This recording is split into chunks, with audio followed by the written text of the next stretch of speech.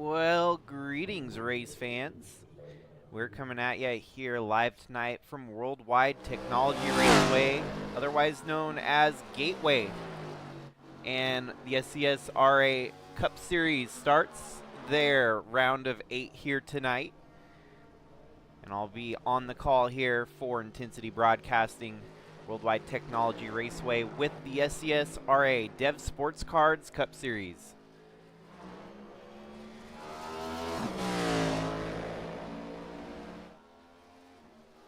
As it sits right now, the playoff picture looks a little bit something like this. Obviously, the reset, since we eliminated the back 4 from the round of 12, now we're down to the round of 8. Your 4 drivers currently sitting pretty.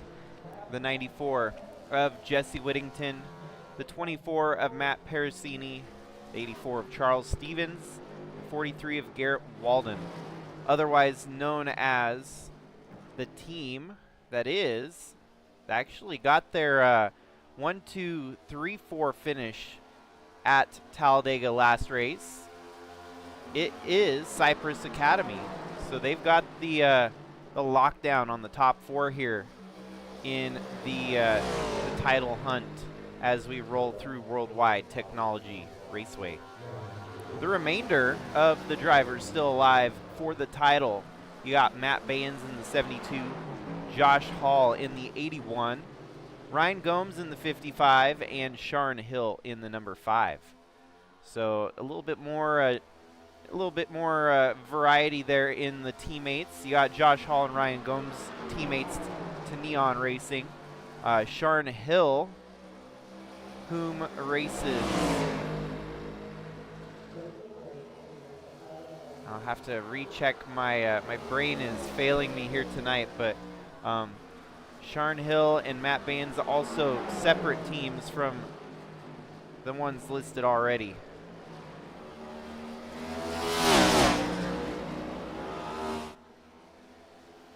And so we're here in the practice session right now. Currently fastest in practice, it is one of your title contenders, Matt Parasini, Jesse Whittington, Charles Stevens, and Sharon Hill. Then you've got Matt Baines, Gomes, Wheeler, Ledesma, Vincent, and Hall. Your top 10 here in the practice session. So far, everyone is accounted for.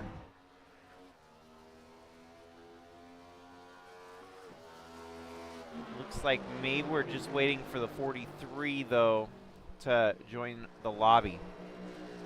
So, 3/4 of Cypress Academy are in the lobby. Still 10 minutes left, about 8 minutes now, 7 minutes left to practice, as we'll get rolling into the show here tonight.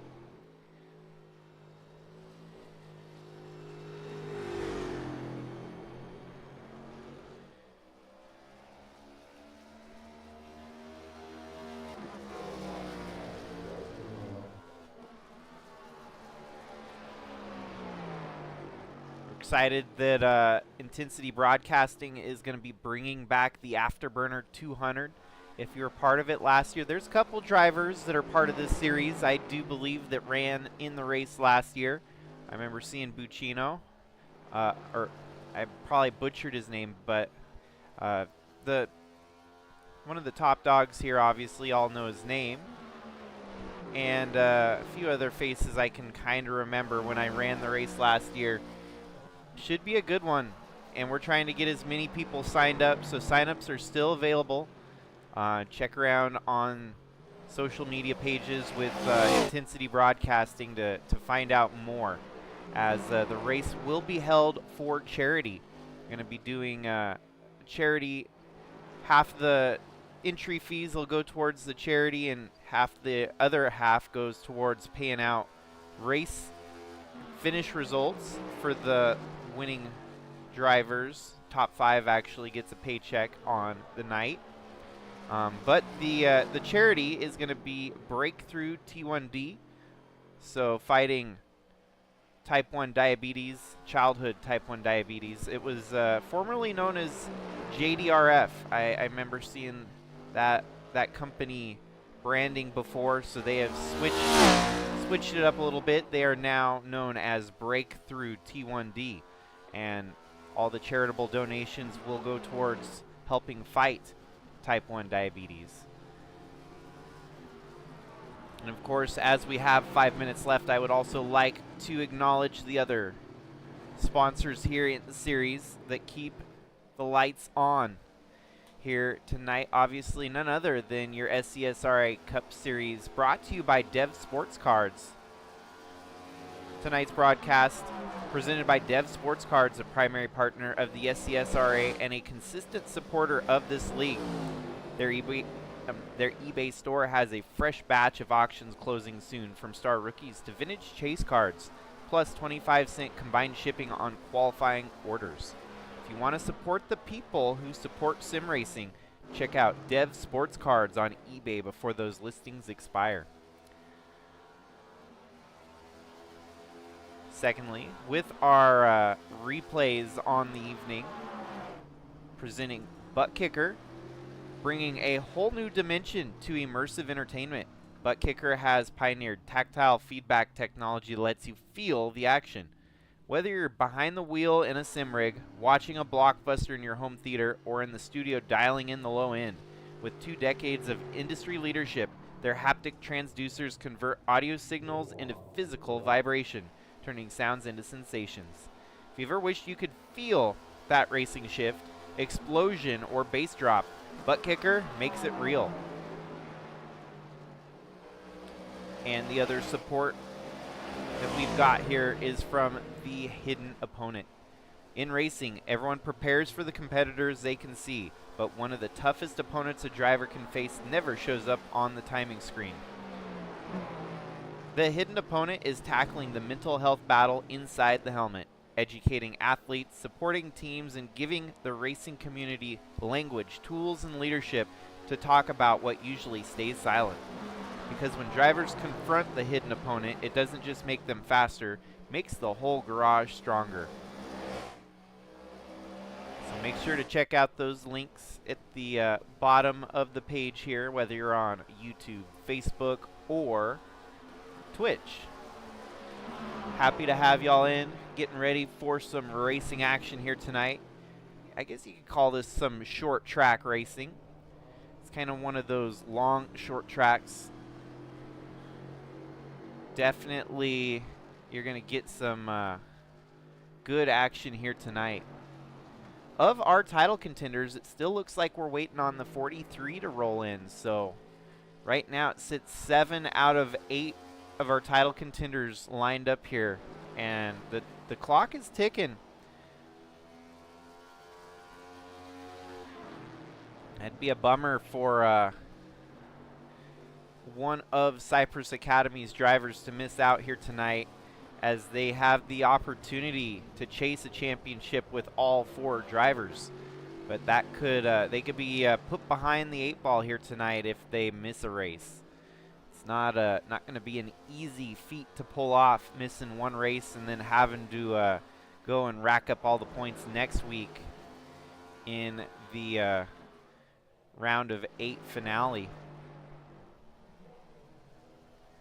So 10 drivers so far.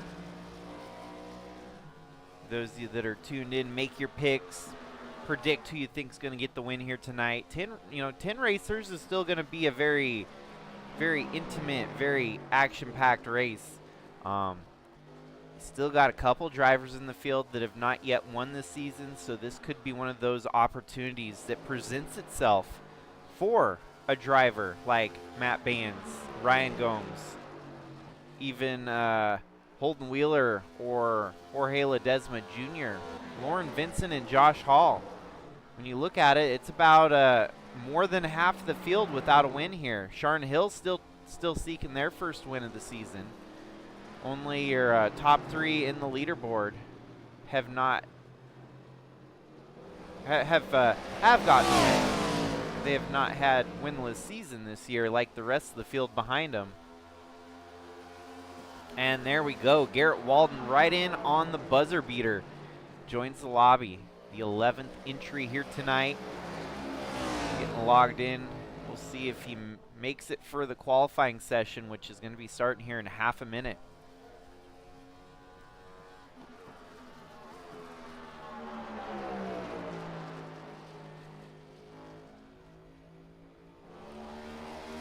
We have all the things. It would be really wild to go to the championship finale with a 4-car team all in the Final Four.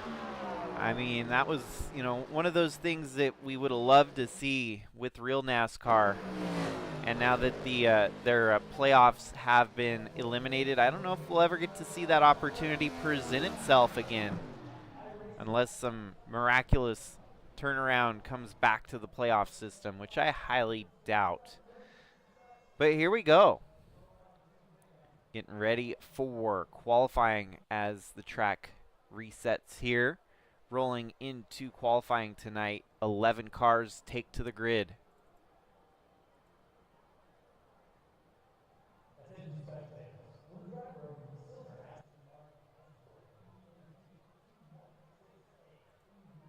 And we'll do hot potato style once a driver hits the track. First off, out on the scene, it's going to be the number 94 of Jesse Whittington. A couple other drivers hitting the track already. Here we go. We got the 07 of Lauren Vincent with Royalty Motorsports.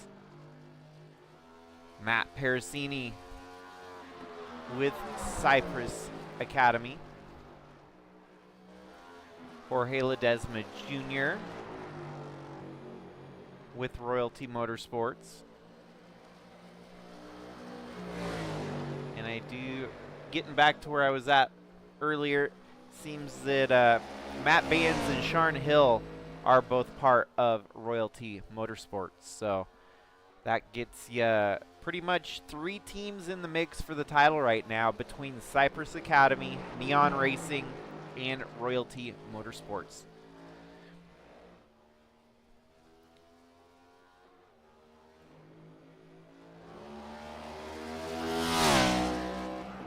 Here we got the 84 of Charles Stevens Jr. Parasini with first credited lap here. Number 24 there turned a 32.8. First laps are rolling in. It looks like he had the fastest first lap of anyone so far.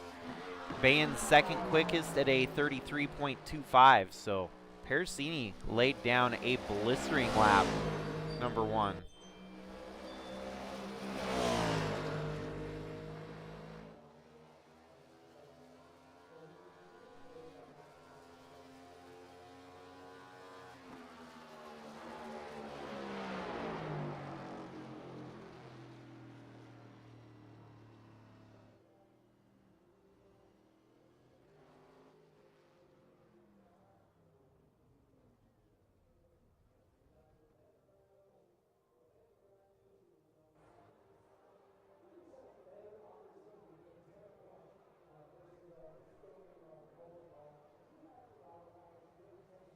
Apologies, there was a door ring and I had to go double check what was going on, but we're about halfway through qualifying. It looks like Parasini had the fastest first lap and kept with his second lap a little bit quicker. No one has been able to quite hold a candle to his fast lap time here. At Jesse Whittington on his second timed lap. First lap was a 33.28. And that's all it was good for, was the first lap, 33.28. So here it is. This is kind of the opportunity for new winners here tonight. A couple guys at the back need a good qualifying run here. Holden Wheeler qualified second so far. Sharn Hill third. Matt Baines fourth. Ryan Gomes fifth. So 4 out of your top 5 seeking their first win of the season.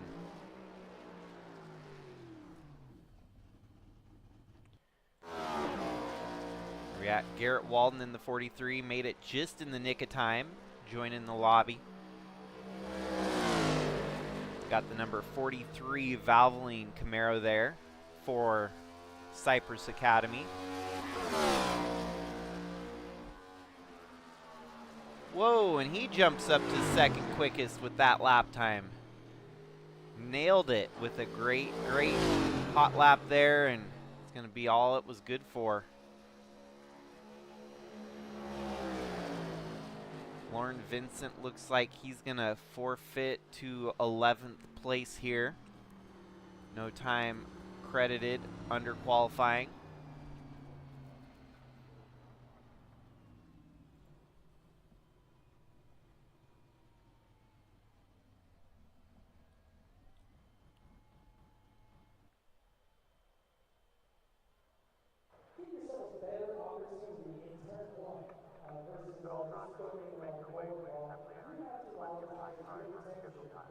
Well, as we are dwindling down on the time here in the qualifying session, let's go ahead and pop up the playoff picture one more time so it's fresh in everyone's mind.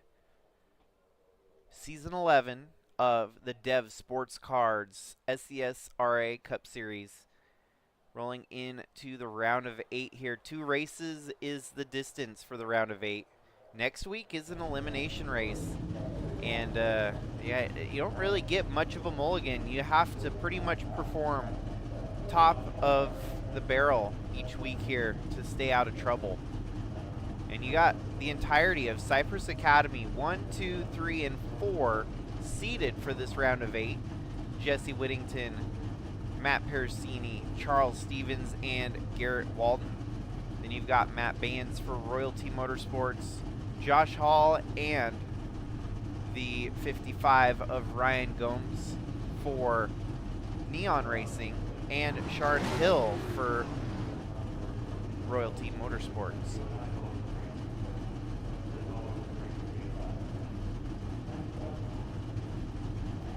Qualifying looked a little bit like this.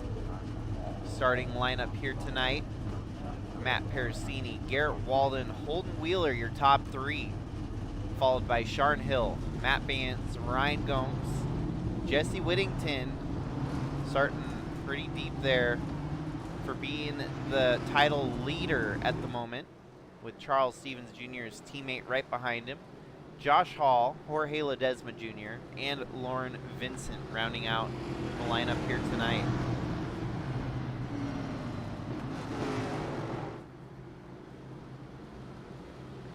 So it's a Cypress Academy front row between the 24 and the 43. And how neat is it to have those 2 team cars paired up? I mean, you got the 43, which is a very historically significant font there, and the 24 as well.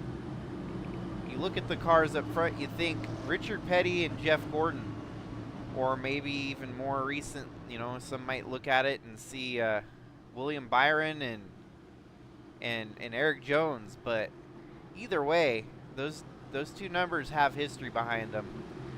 It doesn't matter if you're racing in real life or through iRacing, they have prestige backing those numbers, and they're going to continue to rack up the wins. But who knows, maybe one of the underdogs can get the job done here tonight. We'll get going and see how it pans out.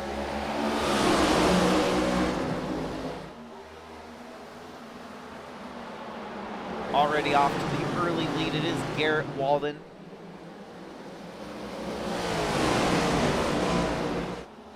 Another note on the evening here is there is stage break at lap 40. So they'll be racing to lap 40 for that first stage break. Whoa, and Garrett Walden gets loose from the lead. He overcooked it there, kissed the wall, and lost 4, 5, maybe 6 spots here if he's not careful. Maybe more. 3 wide going into the turn. Your leader already in the deep end, and there goes Ryan Gomes spinning out as well. Chaos ensues since the start of the race. Matt Pericini takes over the lead, but we kind of kept the camera rolling here on the 43 as stuff got a little bit crazy there. And as I zoom back over, it looks like they're getting a little bit more crazy. Caution, yellow flag. Alrighty. Well, we haven't had a whole lot of drama in the last couple weeks, but we only made it 3 laps into this one before things really got crazy.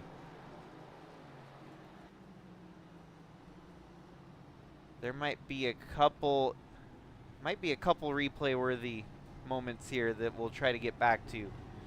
So bringing you the replay here tonight, it is our butt kicker replay moments.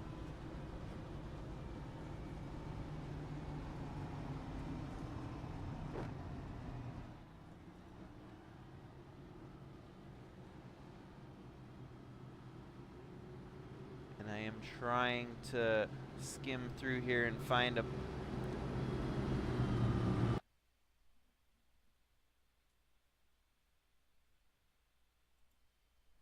let's just watch from the start here at full pace.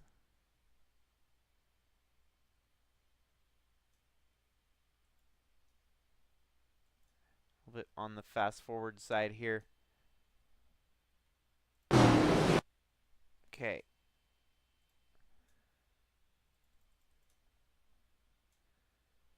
So, looks like what happened is maybe just a little too hot on the entry there for the 43. And because of that, he rejoins the race line. And that kind of creates the accordion effect here as everyone else is trying to get around him.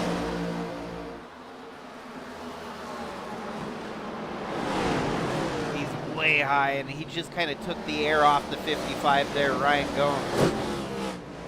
Tough break for the Neon Racing teammates as both drivers were involved in some sort of dust up here within the first few laps. 81 just overdrove it. Very much akin to Garrett Walden, and he just couldn't keep it saved as he lost it completely. Looks like minimal damage on the 81 and even minimal damage on the 43 as they both took this opportunity to pit and drop to the back. Might have missed it a little bit on the setups there. The car's a little too loose for comfort. As we're getting set up for the restart here. Double file, lights are off on the pace car. And it's going to be the 24 of Matt Parasini and the 09 of Holden Wheeler setting the restart here. This is just kind of the crazy chaos that could give someone their first win here tonight. It takes a lot of luck sometimes to get these wins. When you get stuff like this that play out, you never know what could happen. You could get tangled up in someone else's mistake.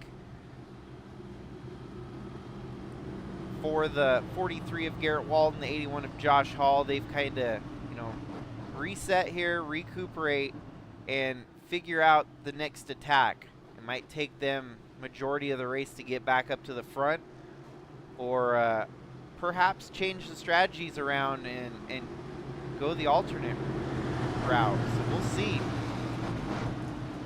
Pace car pulls off. We get ready for the restart here, heading to lap 6. No cars seriously harmed in that first caution, but it was just a very, very unusual start to this race. Parasini holds the lead over Holden Wheeler. Here comes Wheeler with a charge on the inside. Is he gonna try to make the move already this early in the race? Sometimes it's, better to just kind of hold off, but at the same time, you got to get it when the getting is good. And on a restart like this, that's usually when your window of opportunity presents itself. Getting the opportunity to jump and pounce on your rivals early and close the door so that they can't come back in. Singled out for the most part. Jump to the back here so we get another vantage point. 43 already trying to climb back through the field. Garrett Walden, he's already up 3 spots since the first caution here involved him.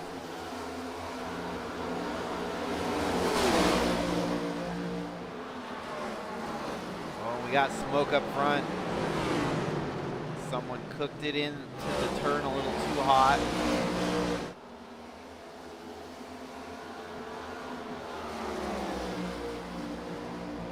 Somewhere in your top 5. Might have been Sharn Hill, might have been the 09 of Holden Wheeler. Wheeler starting to lose the gap to the 24 Parasini.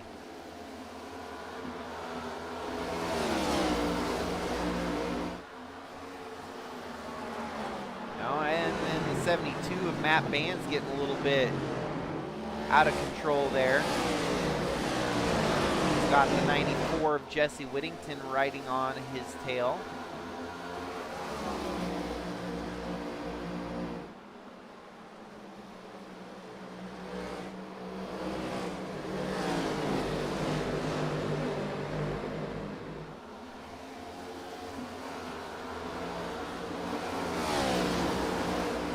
Gateway, it's definitely got a unique design, a very uneven shape. It's got kind of a shorter turns 3 and 4 and a longer turns 1 and 2. Makes for some very interesting approaches. The drivers kind of have to change their attack depending on the corners that they enter. You see there 3 and 4 is kind of a winding turn, whereas 1 and 2, you kind of get a bit of a straightaway here. Take turn 1, and not as, as noticeable, but it definitely is a longer winding road there.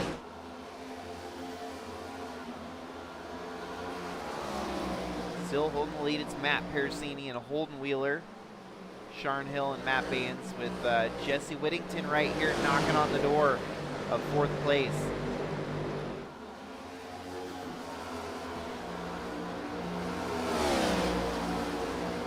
Garrett Walden's made it back up to 7th.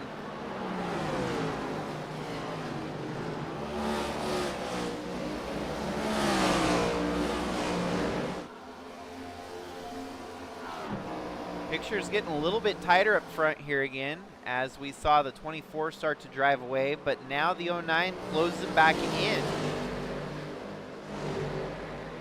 Holden Wheeler's been having to defend against Sharn Hill. Sharn having a great run here early on.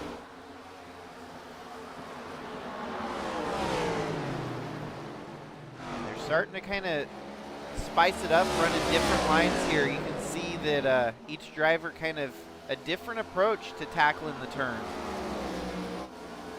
Matt Baines under attack, the 94 getting there right up on his bumper. Looks like Whittington's going to be able to get the job done. It's going to take another corner, though. He's right there on his back bumper. Baines doing a great job at holding serve. He knows that this is a guy he's going to have to beat if he wants to stay alive for the title. Keeping that 94 in his rear view mirror is not going to be an easy feat. It would be an impressive one if he could somehow keep the 94 at bay.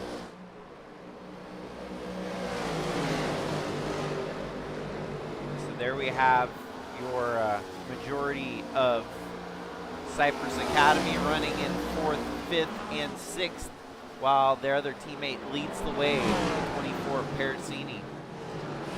Whittington having a hard time getting around the 72. He's having to work for it. Matt Baines wants to hold on to 4th for as long as he possibly can, side by side into the next turn, turn 3, and 72 of Baines has to forfeit for now the position. Good run, good defense on the 72, holding the 94 honest there, and that was some great racing. It doesn't get any easier for Matt Baines, as he's going to have to now hold off Charles Stevens Jr. and Garrett Walden right there behind him. Now back up to the lead. Holden Wheeler hasn't quite caught up to the back bumper of Matt Parasini, but he's still getting right within range here of striking distance.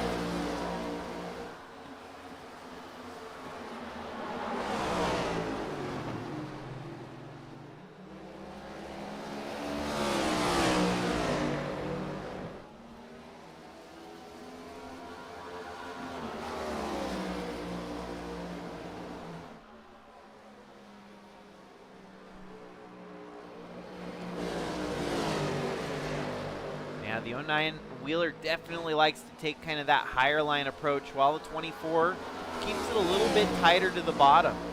And it seems to be working for each driver in their own respective setup. The 09 has almost caught up, but it's kind of plateaued. There's some gains and some loss, but kind of sitting stale at the moment, not making up a whole lot of movement here. Yeah, that's a good run on the outside midline there.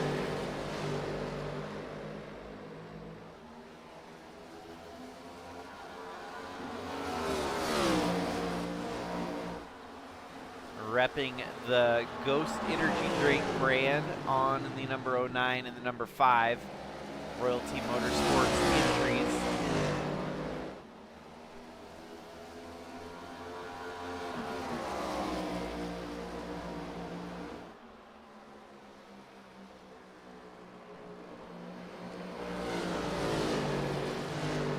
That's what's wild about this playoff format, is you can have a driver that just kind of sits quietly in the background for majority of the year. All they're going to have to do is show up to the season finale at Homestead and outperform 3 other guys instead of 1 of the 4. Next week on the calendar, it is Kentucky. So Kentucky is going to be an elimination race, and we'll figure out who the final 4 are for February 4th with the title. Looks like we're going to have to switch cars here. The number 5 of Sharon Hill in 3rd, as the 09 of Holden Wheeler continues to kind of blip in and out. Seems maybe the computer latency, a little bit of concern there for the 09 as he's kind of blipping in and out of connection. Seems to be affecting him on the lap time market as well, as he's fallen back into the grasps of Sharon Hill for 3rd. 22 laps in, we're about 18 laps shy from the stage break. Matt Pericini just fresh off the win at Talladega in the four driver lockout from Cypress Academy in the top 4. Jesse Whittington, the only driver for Cypress Academy not to have 2 wins this season. He's got 1. He had a couple opportunities to get a second one, but it just hasn't panned out quite yet. So Charles Stevens Jr. with 2, Garrett Walden with 2, and Matt Pericini after last week also with 2.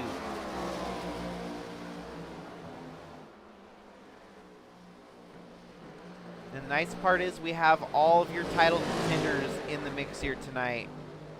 Last couple weeks we had a couple drivers absent that were in the playoffs that ultimately kind of eliminated themselves just by not showing up. Once you get to the round of 8, obviously those are kind of your diehards anyways, that have been in it from day 1 and won't miss a race for what it's worth. So it's gonna get down to it, and it'll really come down to who has the best 2 races here at Gateway and Kentucky. Sharon Hill definitely impressing the field the way he's running here, top 3. Potentially has more in the tank. He can get up to 2nd and possibly even fight for the lead here tonight.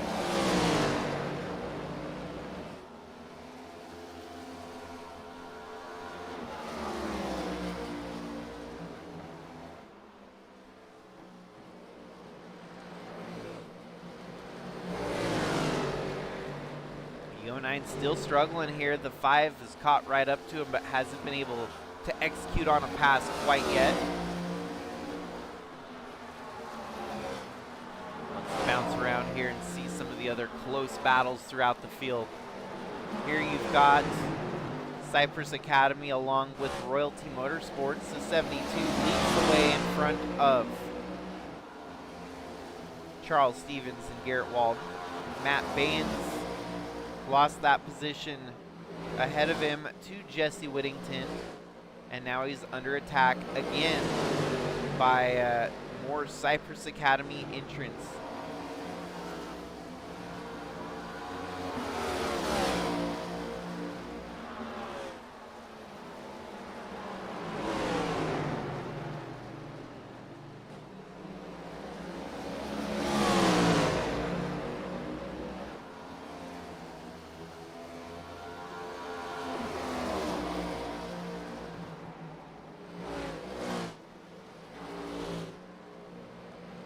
There we go, good run out of the 84. He's gonna get right there, maybe even gave him a little bit of a tap. Saw the 72 cut right in the head.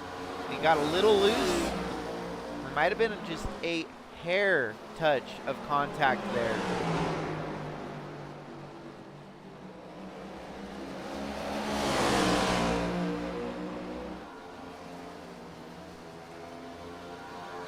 Charles Stevens is gonna attempt to make the pass again here. 72 doing a great job of defending the position here tonight. He's working extra hard to keep the spots that he has against the other drivers. Reminiscent of a vintage Ryan Newman. Ryan Newman was definitely one of the hardest guys to pass. Matt Baines is trying to kind of put his name up there with the likes of Ryan Newman, who is harder to pass than a kidney stone. And that was actually a quote from one of the race car drivers back in the day. I'm not making that up. I felt like that was a quote. I just can't remember who. Here we go, the 84 right there alongside Baines. They're side by side rolling through turn 1. Still side by side on the exit of turn 2. Matt Baines on the outside has a little bit of an advantage, trying to carry that momentum around the outside. 84 has to let off here as the 72 washes out. Drives it in a little too hot, I think. That's going to open the door for the 84. The 84 still has not been able to close the door on the 72. Side by side drag racing down the front stretch. And Baines has to let up. But he's going to try the passover maneuver. Gets right back up on the back bumper of the 84. Wow, some good racing. Great action. 72 has to let go, though. And the 43 now on the attack as well. And just like that, Cypress Academy back on the move up to the front. That point situation gets much harder as they are 4 of your top 5 yet again here tonight. They are 4 of your top 4 last week. So Sharn Hill gets to play spoiler, and Holden Wheeler is also in the area there to keep them from being all the points to the team.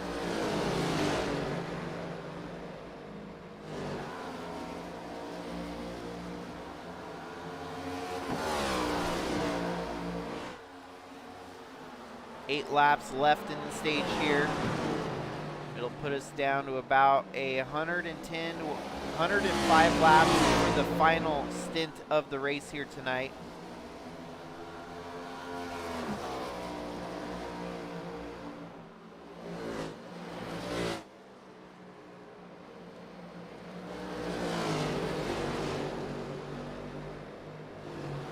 Looks like Sharn Hill's still kind of duking it out with Holden Wheeler here. Well, now, actually, Jesse Whittington has mixed it up and caught to the back bumper of the number 5, Sharn Hill. Whittington putting on the pressure now. Sharn Hill has to defend. Good run by the 94. He's going to carry the momentum right through the number 5. Sharn Hill has to settle in to 4th as Jesse Whittington's on the move upward.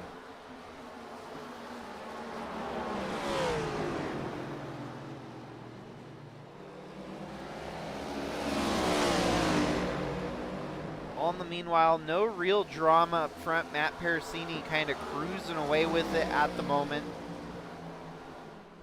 Jesse Whittington now looking to try and pick off another one as he's right there with the 09 of Holden Wheeler.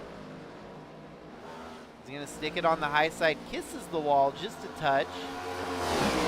Drag racing down the front stretch. He passed him on the outside. That takes some skill for sure. It's often hard to make a pass that easy on the outside.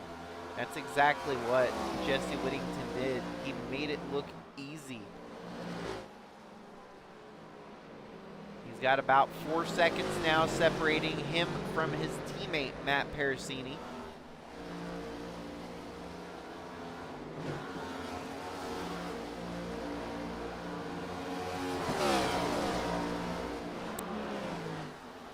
Whoops, there's a trail of smoke ahead. No, maybe not. That's just the track.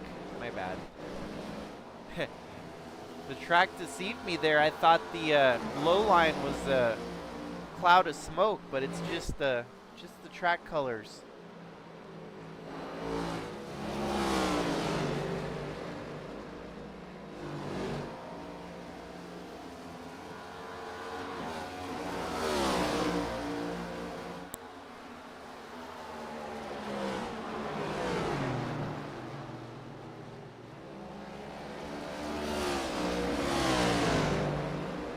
Just a couple laps left here in the stage.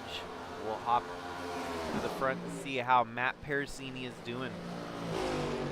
He's kind of on cruise control mode right now, not having to stress or struggle at all. No traffic, clean air, and fast laps for the number 24.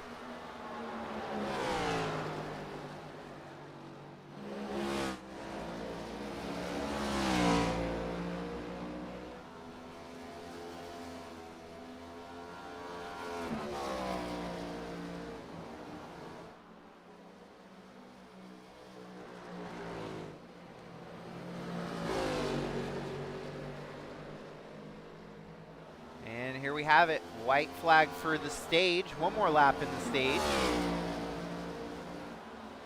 Running away with it at the moment, Matt Parasini, who would be looking to gather a bonus playoff point. Doesn't mean a whole lot for the Final Four, as the Final Four will get their pointsy race and start all over with basically 0 apiece. So winner take all. Championship finale in 2 weeks' time at Homestead. But here you have it, the 24 of Matt Parasini. He is going to be your stage winner here tonight in the Gateway 150. Caution, yellow flag.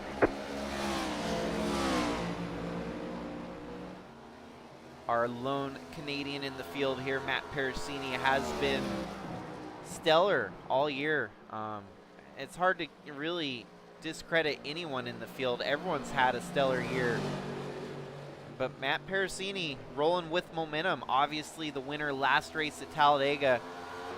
Sometimes that, that's just the motivation that a driver needs. Getting that win in the last race, rolling into the next race with nothing to slow you down. So Parasini rolling with the punches here tonight and wins the first stage, wins the stage of the evening, as his teammates have tried to work their way up through the field. Holden Wheeler finishes the stage in third after starting up front, staying up front most of the stage. Sharn Hill showing some promise. Charles Stevens Jr. up 3 spots from his qualifying position. Garrett Walden -4, but he's got the speed. He can get back into this. Matt Bands -2 from his starting position. Gomes -2 as well. Lauren Vincent, Josh Hall, and Jorge Ledesma Jr.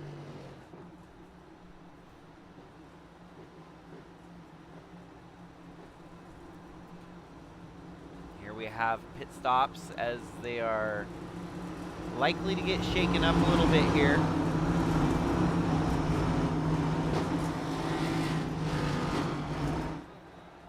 Looks like the 24 has the #1 stall, so that is a huge perk for your race leader, Matt Pericini, as he gets to roll in first and leave first.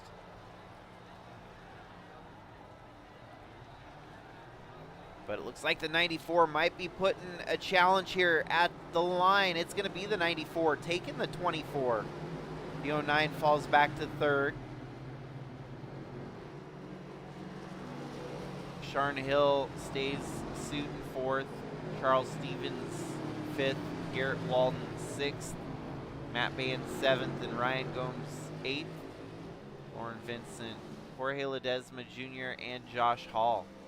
So not a lot of changes, but the one big change, Jesse Whittington to the top.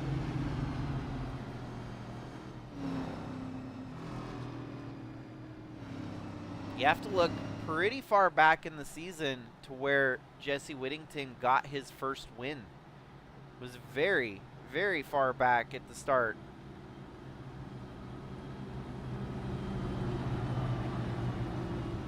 As already highlighted, he's the only driver with Cypress Academy not to have 2 wins yet this season, but it's a matter of time in these last couple races that he should be able to knock out another victory before the season is over.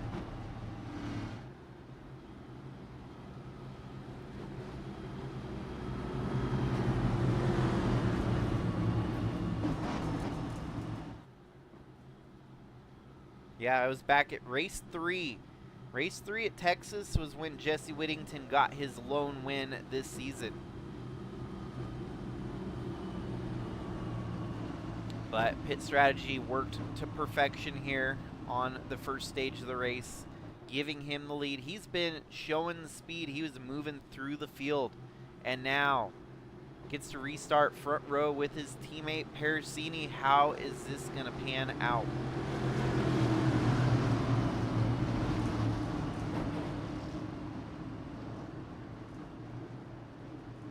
The pace car is off. We get rolling with 105 laps left to go here tonight. Green flag. Racing at Gateway. Great start for Jesse Whittington as he gets about 2 car lengths ahead of the 24. The big race right now is getting into the inside line. When you're double file, the hard part is finding that open lane on the inside. Sharn Hill picks up a spot, getting around the 09 of Holden Wheeler. Oh, and running on the high side, Holden Wheeler sticks it up there.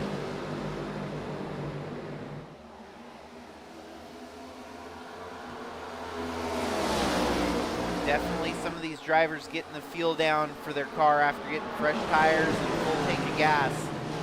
You can see the number 5 getting racy in the background, but is going to be able to make a move on the 24.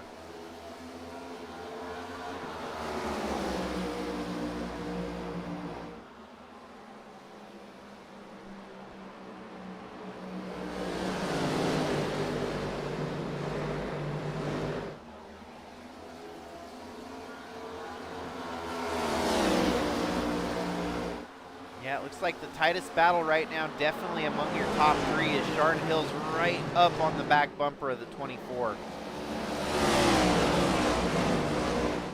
few other mixed battles through the field. It looks like the 09 of Holden Wheeler flipping in and out again.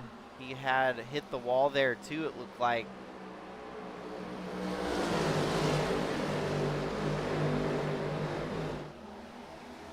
Sharn Hill doing a stellar job here tonight. He's had a top 3 car from start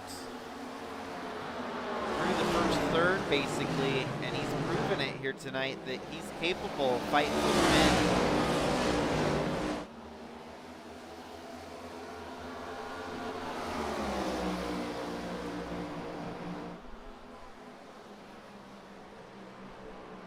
Jesse Whittington leading some of the first laps here tonight since the stage.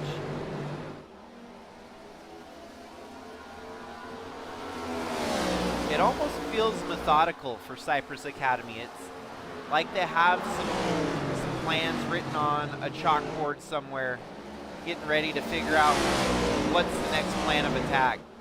Last week with the 24, Parasini getting the win. He was probably the furthest back in the title hunt, so him getting the win meant the most for the team, as he was probably needing it worse than the most. And so here tonight, when you have Jesse Whittington leading the race, and he's still seeking that second win, I'm a numbers guy, and it definitely is exciting to see a potential, you know, all 4 cars with the team at 2 wins apiece, and who knows, they might end up being in the title for the final 4, which would be even more wild and crazy.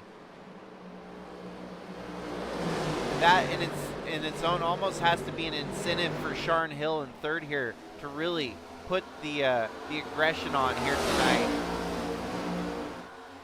And as I mentioned, aggression there, he saw the 24, he got right up on the back bumper of his teammate, and they didn't make too heavy a contact, but there was definitely a kiss.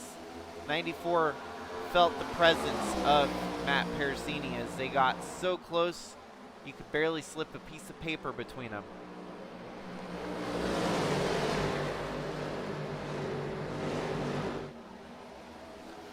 With 100 laps left to go, there's more than likely going to be at least one more necessary pit stop to make it to the finish, as they're probably only good for about 80 laps, I'd say, around Gateway, so it's going to be tight.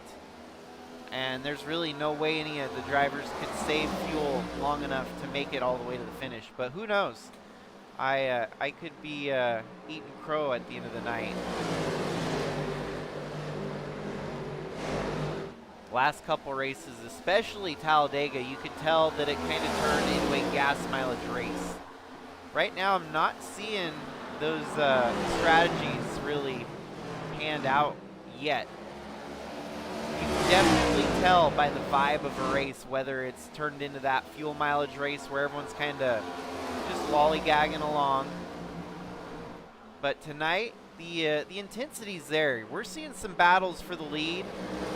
And just like this right here, side by side, teammates duking it out for the #1 spot. They touch. They drag race. 94 falls behind there. The 24 on the attack. And I figure Whittington probably just decided, it's like, hey, you know, now's not the time to wreck each other. Let's, you know, settle into second here. Give the 24 top spot. He's got the fast car right now. We'll fight for it. We'll get back into this battle later on.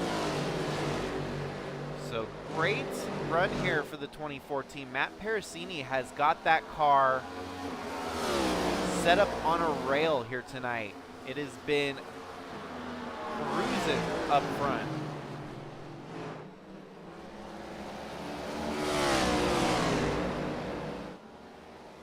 Sharn Hill now looking at Jesse Whittington for second. It's crazy how Whittington had such a good start on the restart here and now struggling with the pace a little bit. Variance in setup seem to be a factor, I would imagine, as Jesse Whittington has more of a short run setup and Matt Parasini might have more of a long run setup.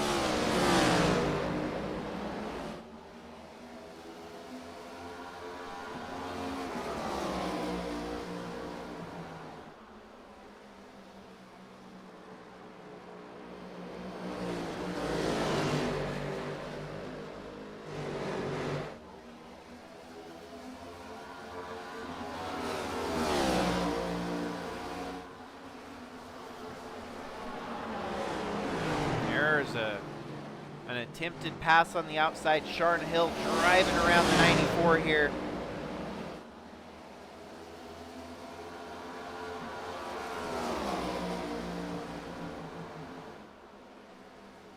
Featuring the Adidas Ghost Energy Chevrolet for Royalty Motorsports. Sharn Hill putting on a great showing here tonight. Proving his worth, proving his place that he's in the mix for the title this season and not just a fluke. The number 5 looking stout. He closes the door on the number 94. And Sharn Hill, if he can work through it here tonight, he could be fighting for a win.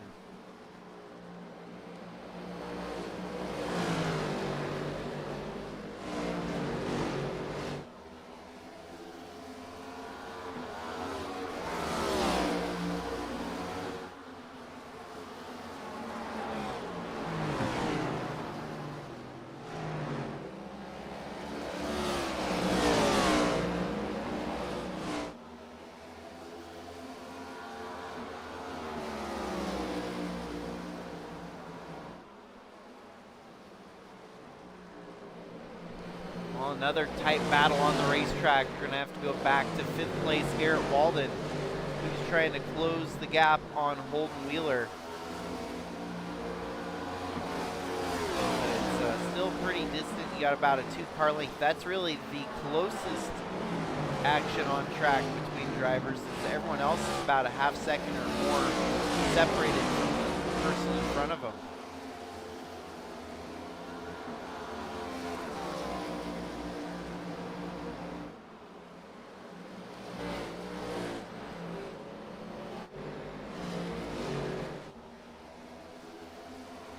Yeah, Matt Pericini on that long run strategy. That 24 car seems to be hauling the mail.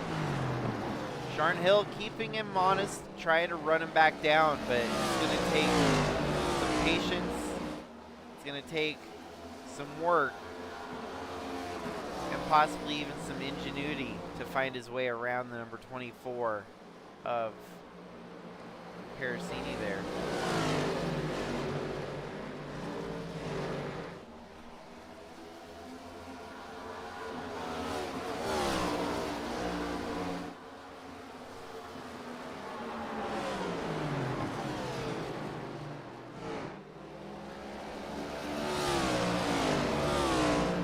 Well, my guesstimation is likely that if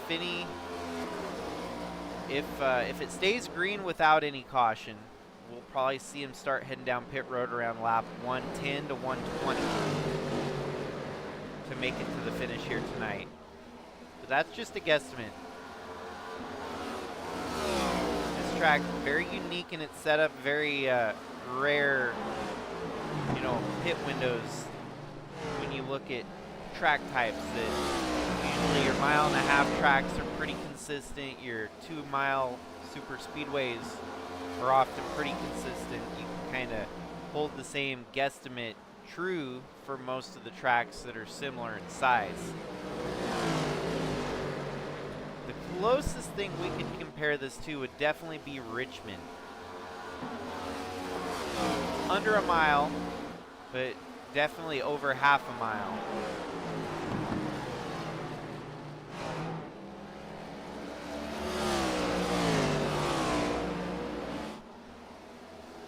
A lot more variation in the throttles, the input.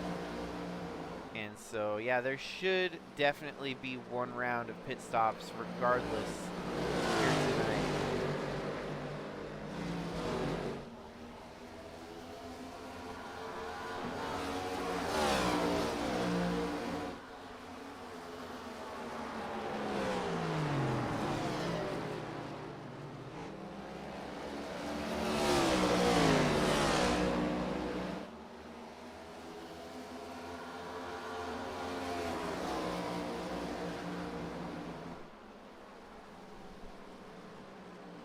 Well, apart from the early drama in this race, things have definitely settled down a lot after lap 1.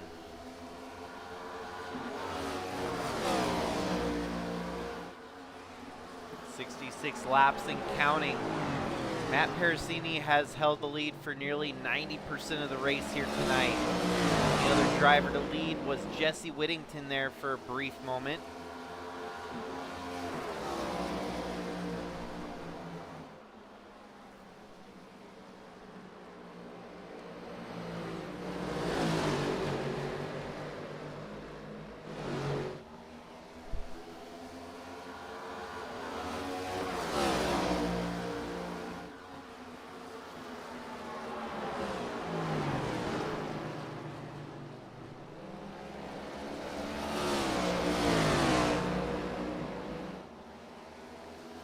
Jesse Whittington coming back into the mix here. Sharon Hill's going to have to hit the defense button again. Defend against the 94, who's got a good run here on the inside. Holding the momentum, he's going to be drag racing down the front stretch.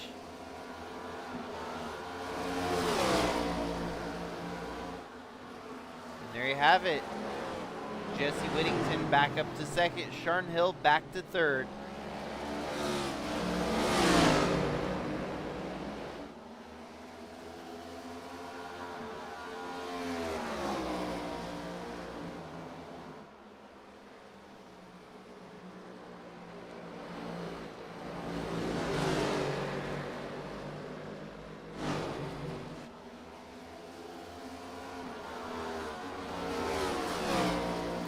Have some movement in the field. Holden Wheeler losing a spot to Garrett Walden. Whoa, he overcooked it there going into the turn. Holden Wheeler has to settle back down here. He's going to lose a couple spots in that transition. Overcooked it for sure. Drove it a little too hot and lost 2 spots.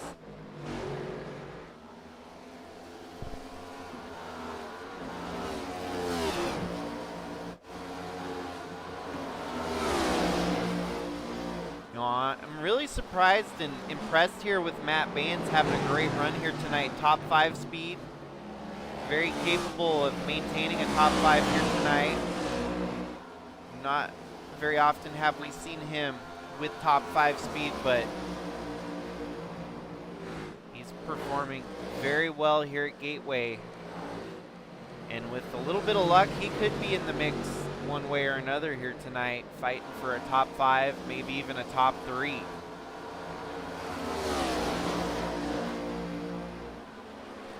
The battle behind him is tightened up since the 09 has lost all that traction. The 84, Charles Stevens Jr. knocking on the door. Ryan Jones also within striking distance.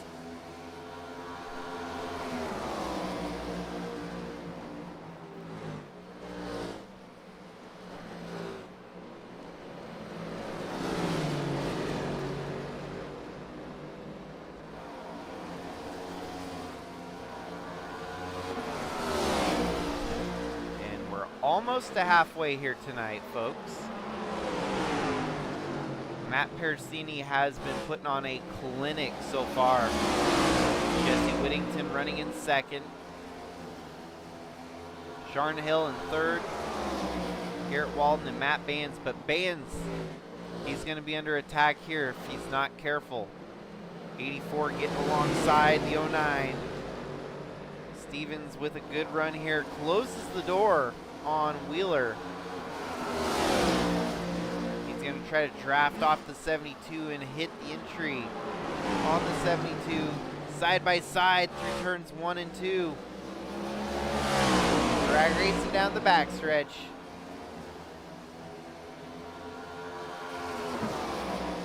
And just like that, if Charles gets up to 5th there, that would put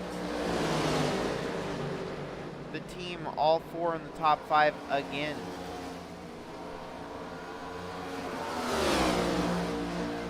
So there you have it. Cypress Academy back on the attack. You've got 1st, 2nd, 4th, and 5th for Cypress Academy. Sharon Hill is playing major spoiler here though. And with minimal points on the board up for grabs, Sharon Hill definitely needs a run like this tonight to really push the envelope going into the finale of the round of 8 next week in Kentucky.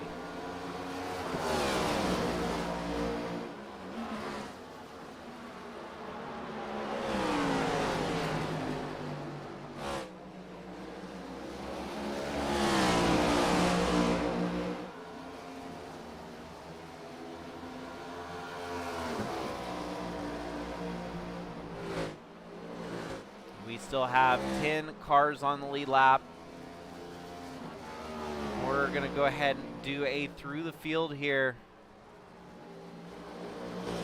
presented by the hidden opponent. Hidden opponent through the field, starting from the back. We'll get to the lap cars after we get through the lead lap cars. Running 10th on the lead lap right now, it is the number 81 of Josh Hall. Had a bit of a rough start to this race, but he's just trying to recover, and make the most of the night. It's already been a bit of a struggle.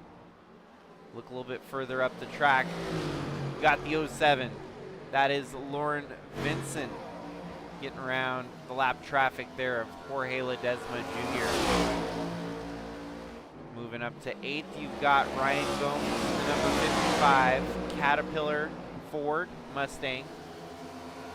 Ahead of him, you've got Holden Wheeler, which we've been seeing his decline here in the second half, or rolling into the second half, that is.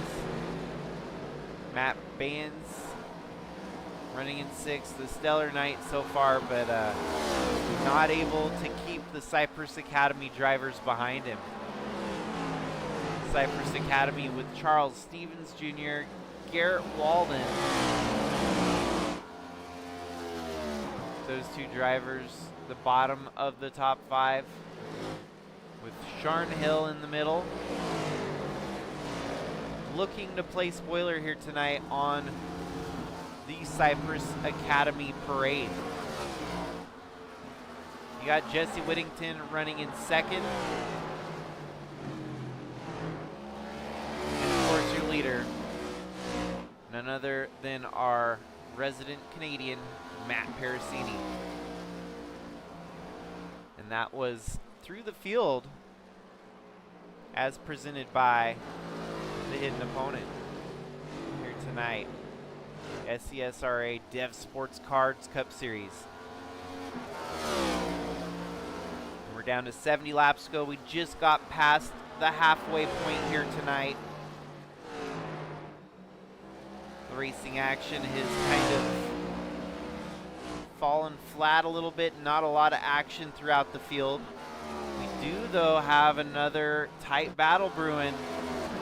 And this time it's between Garrett Walden and Sharn Hill. And then even Ryan Gomes and Holden Wheeler a little bit further back. But Sharn Hill on the attack. Under attack, I should say. As it is the 43 of Garrett Walden on the attack. Already got a pit stop here. Matt Bands making a pit stop here on lap 81. So perhaps that first round of pit stops are going to come a lot sooner than I anticipated. But at least for Bands, I think he's probably doing the undercut to try and get off strategy and maybe fight a different fight here since he had fallen back to 6th. Get off strategy and try to change the game up.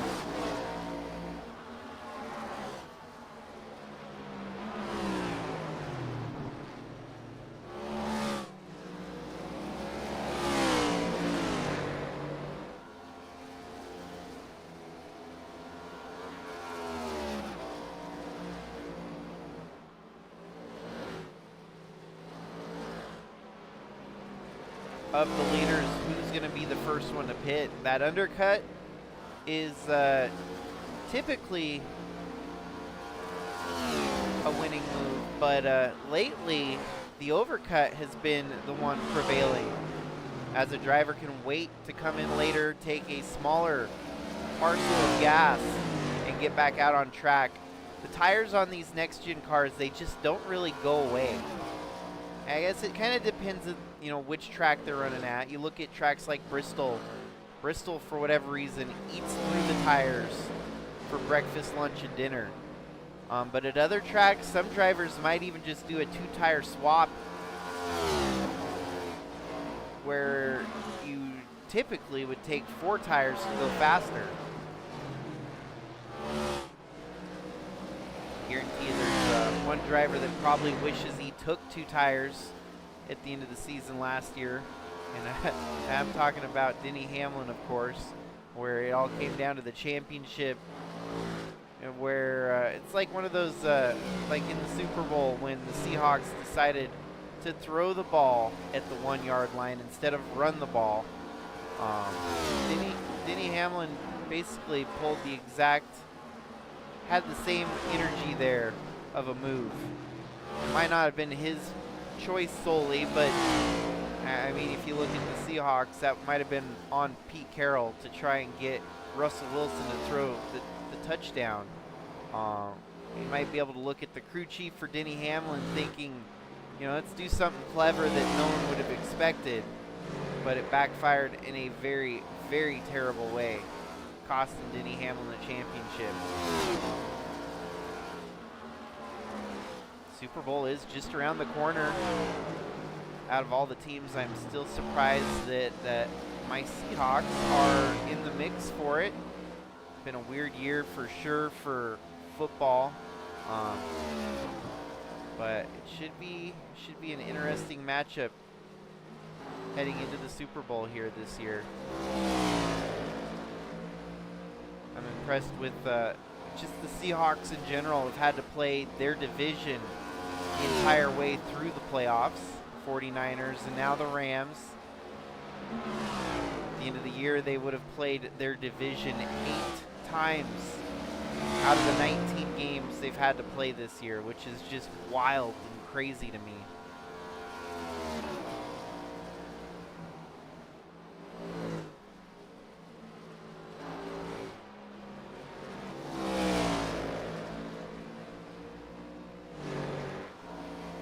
Well, I'm still sticking with my prediction of seeing first round of pit stops around laps 110 to 120. I feel like these drivers could definitely stretch it that far.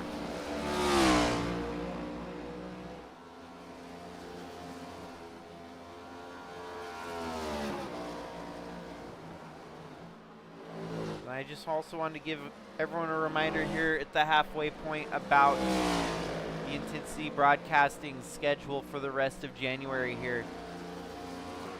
Other than your regular programming that we've had on Mondays and Wednesdays right now, coming up Saturday the 31st, the Afterburner 200, brought to you by Intensity Broadcasting, back for its second rendition this year.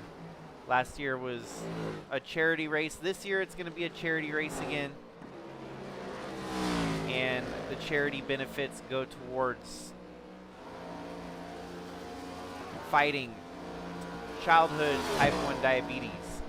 And should be a good race. We're still waiting, you know, obviously to get a full field lined up. That takes some time. We're excited to try and get more people signed up. So if you're not doing anything, January 31st, Saturday night, short track racing at Langley.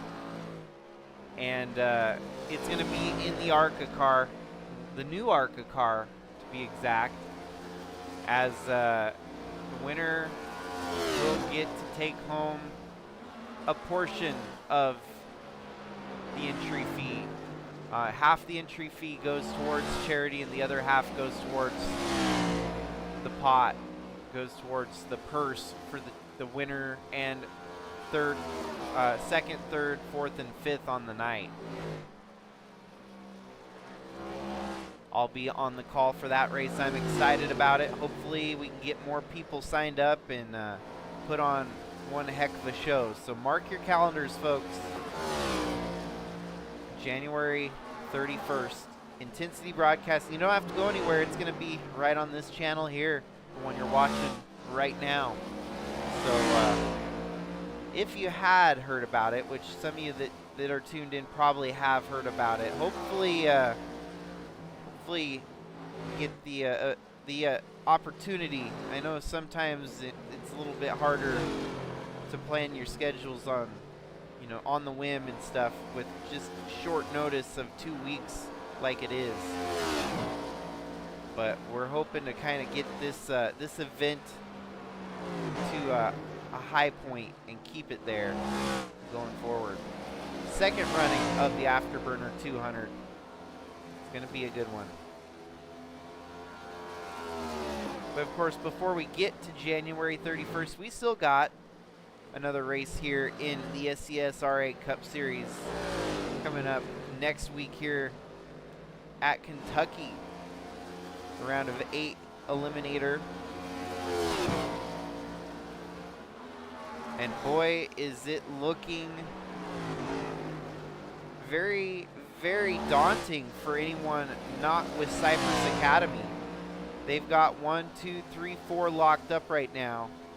The other drivers have kind of pitted and tried to get off strategy, but it's Matt Parasini leading Jesse Whittington, Garrett Walden, and Charles Stevens Jr. A 4-car lockout of the front of the field. Here we have Whittington making his pit stop. Here on lap 95.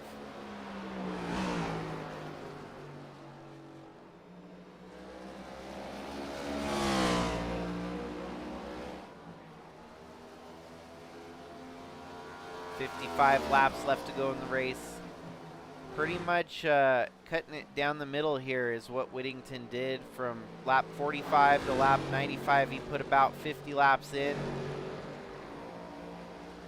I think the drivers can definitely go a little bit longer here, but Whittington felt comfortable in his position there to pit when he did.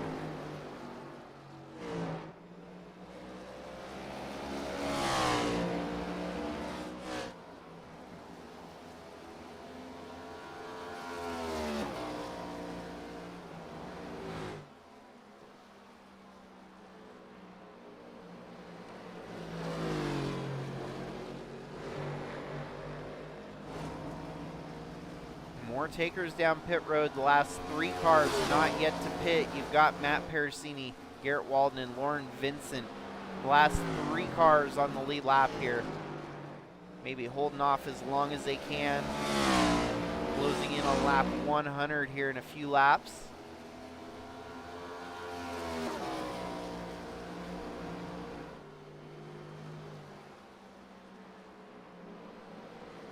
They're going to stretch it as long as they can. It's going to be that overcut strategy again, I feel, where you stay as long as you can, take a smaller parcel of gas, and try to fight for the win. Matt Parasini pitted, so that leaves Garrett Walden and Lauren Vincent, the last 2 not to pit.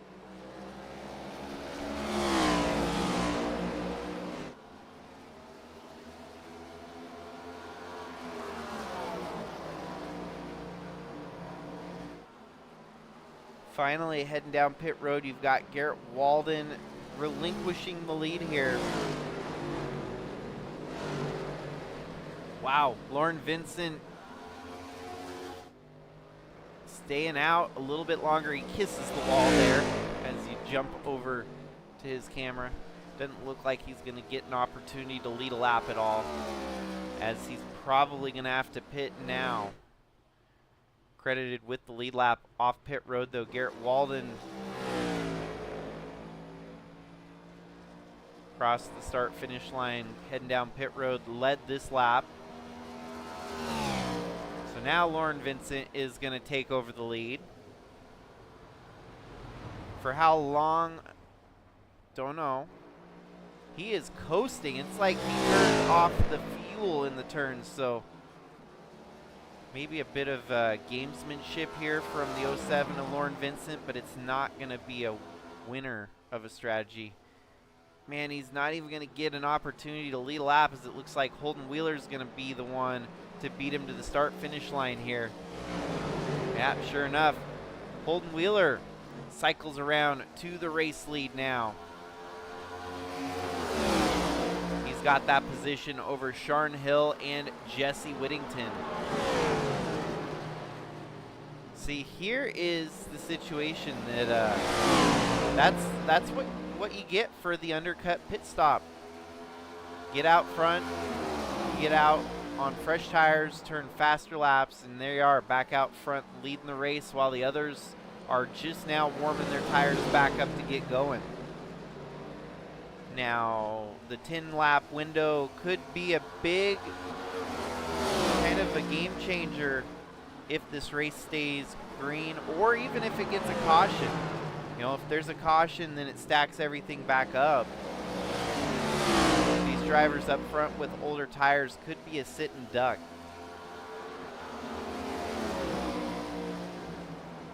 But even then, if you stay green, it could go one of two ways. It could, you know, the tire degradation, as you know, although very little with these next-gen cars, could factor in, and Perosini would just have to climb back through the field.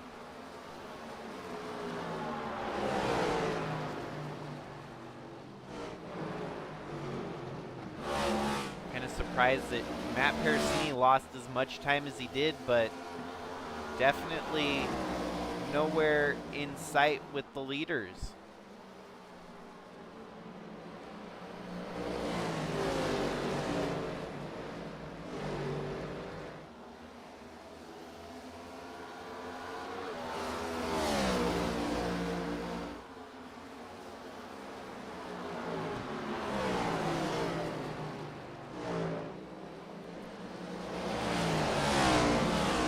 Well, for Sharon Hill, this could be a big moment. Time will tell if his strategy actually pans out here, but he's going to have to hold off Jesse Whittington, which is no small feat. Sharon Hill has had a lot going on over the past season here, and resilient is a great way to explain the season that he's had throughout all the hardships and trials and tribulation. Sharon Hill still fighting for a championship here with 3 races to go. And leading some of the first laps that we've seen him lead this season here tonight at Gateway. He's had opportunities, he's been close, but just fallen short a few times too many. Well, Jesse Whittington kind of changes the atmosphere here by taking over the top spot and knocking Sharon Hill down a peg.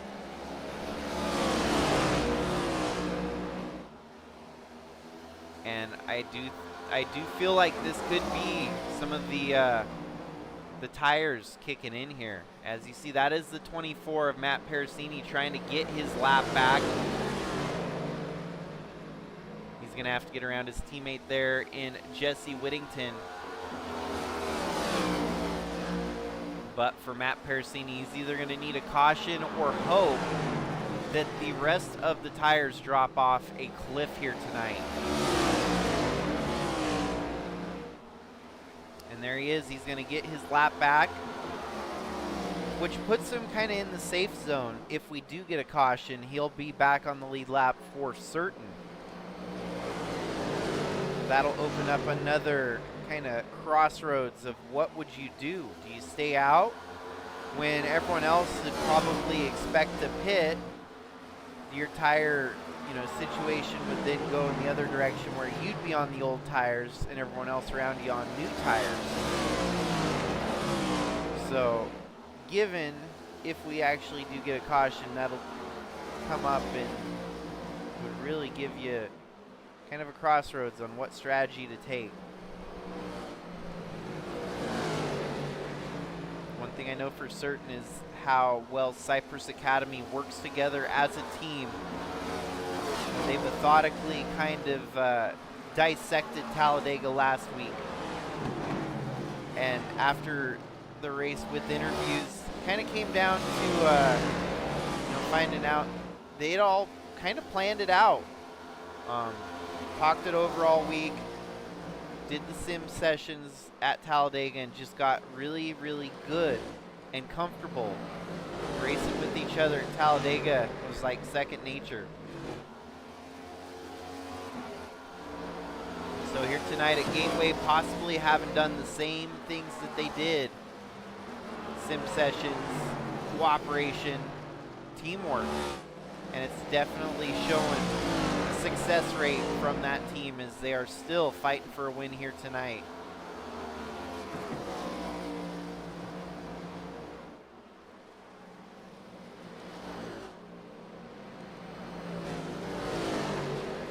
Very, very spread out through the field here. One that we might want to keep our eyes on if this race stays green all the way. is Matt Pericini and how far he can climb through the field. And it could happen.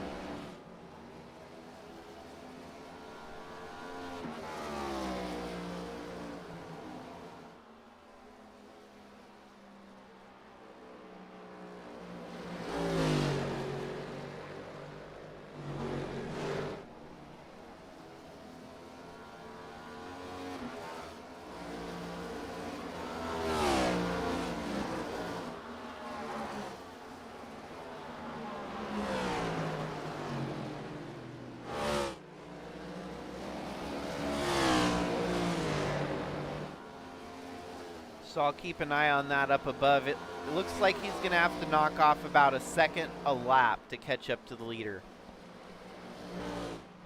Currently, Matt Pericini sits about 30 seconds back with 39 laps to go. So 1 second a lap. If he can dial it in, he would be right there with the leader with about 8 laps to go.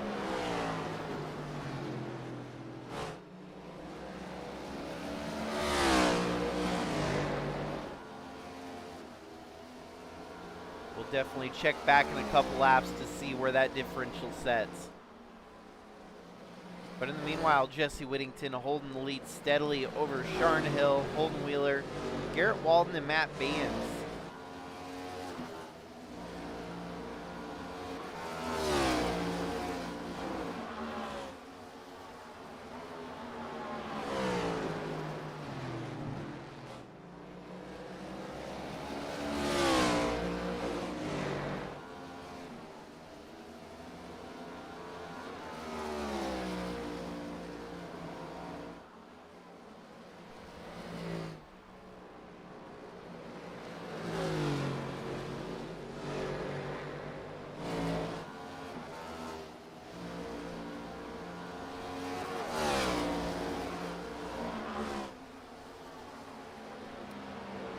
Drivers laps down here tonight. Lauren Vincent in 10th and Jorge Ledesma Jr. multiple laps down in 11th.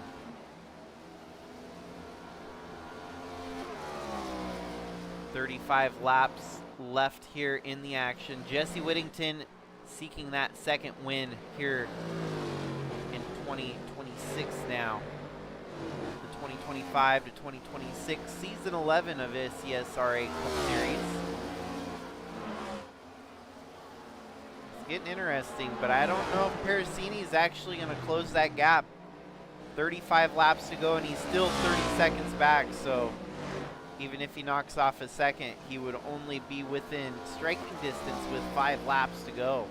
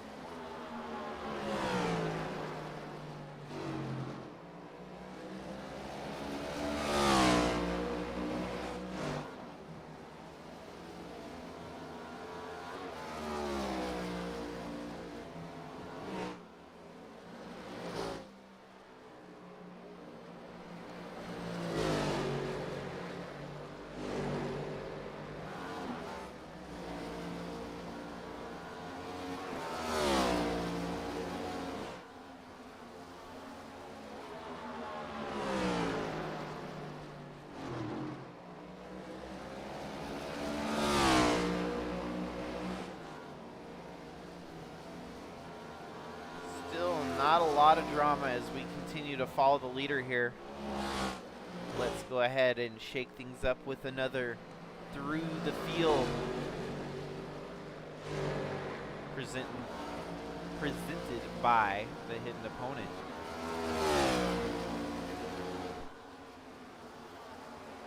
Currently running at the back of the field of the leaders. That is the 24 of Matt Pericini.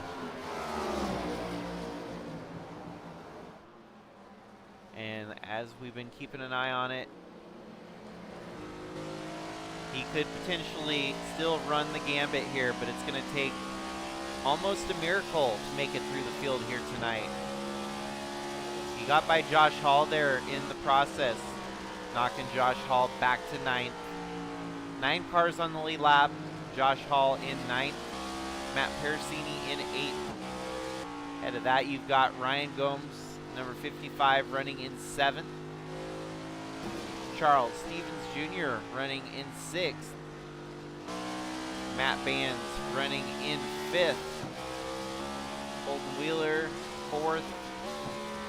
Garrett Walden, 3rd. Sharn Hill in 2nd.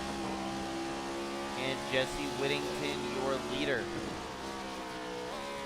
Drivers out of the race here mostly. Ledesma, multiple laps down. Just now coming back off pit road. Several laps down in 11th. And then you have Lauren Vincent, 1 lap down, running in 10th. So that was your through the field here tonight. Second through the field of the evening here.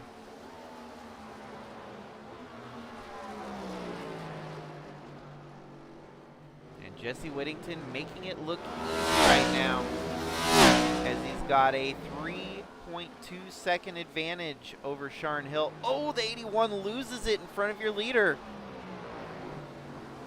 That looked kind of weird. I don't know what was going on there with Josh Hall, maybe trying to get down onto pit road.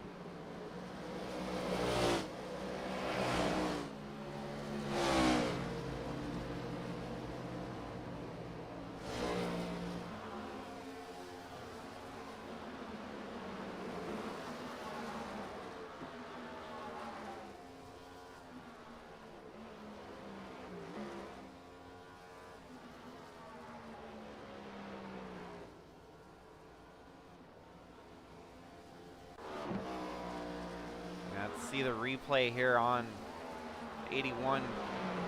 No caution, things stay green, but the 81 had a bit of a whoopsie daisy here.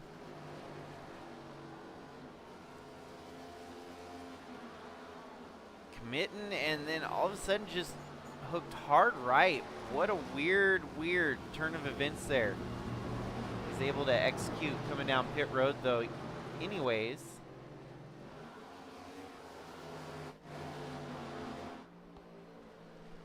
No harm, no foul. The race continues on with 27 laps to go. Pericini down to 28 seconds the gap.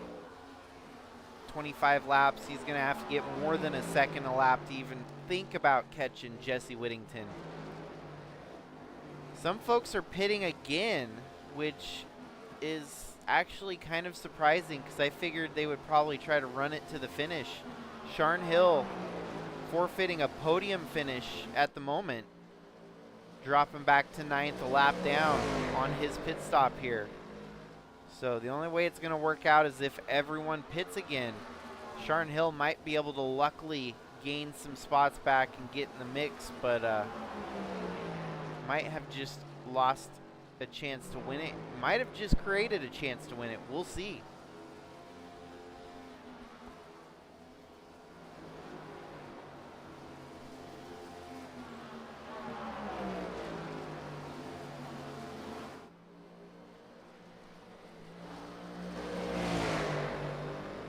So it seems like maybe the pit window is about 55 to 60 laps.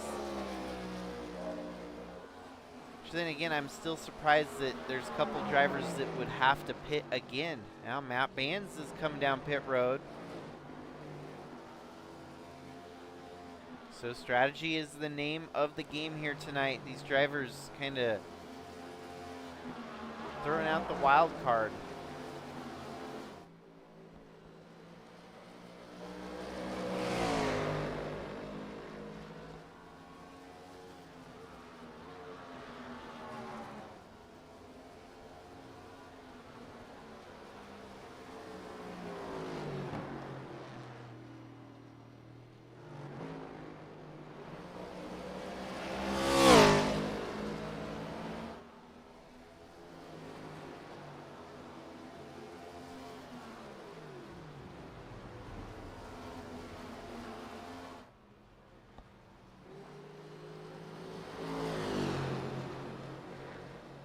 Jesse Whittington still leading with 23 laps to go now.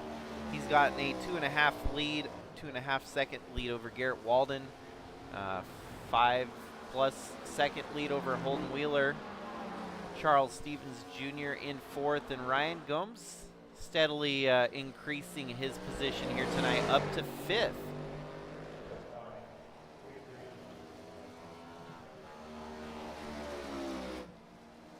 Matt Pericini has not been able to really turn it around here with the strategy call that they threw out there for the 24.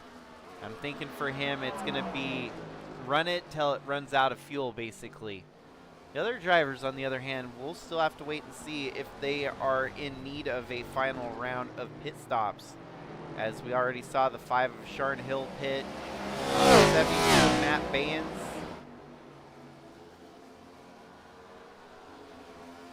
And then whatever happened to Josh Hall, which I can only imagine was him trying to execute on a pit stop and lost it there on the entrance to pit road.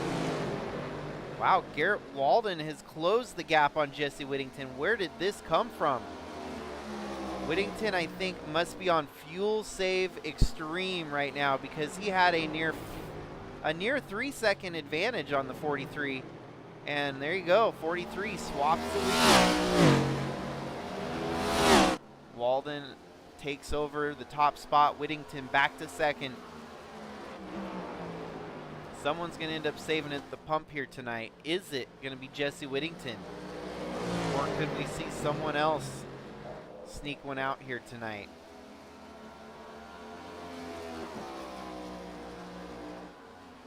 $20 to go. Cypress Academy runs 1, 2, 4, 6, and yeah, 1, 2, 4, and 6.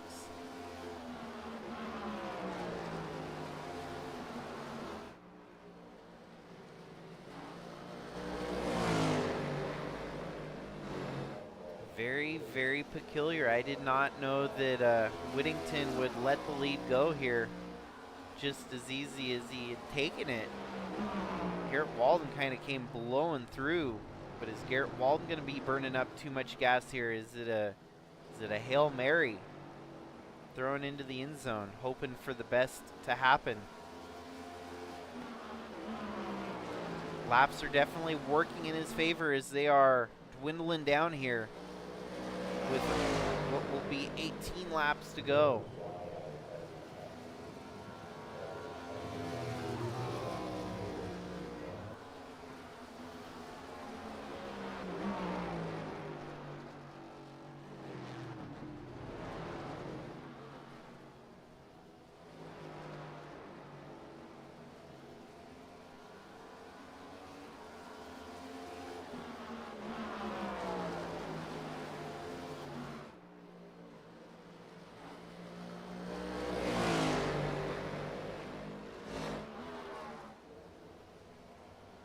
Now Garrett Walden flip-flops. The advantage was Jesse Whittington with a near 3.5 second advantage. Now Garrett Walden with a 4-second advantage in growing.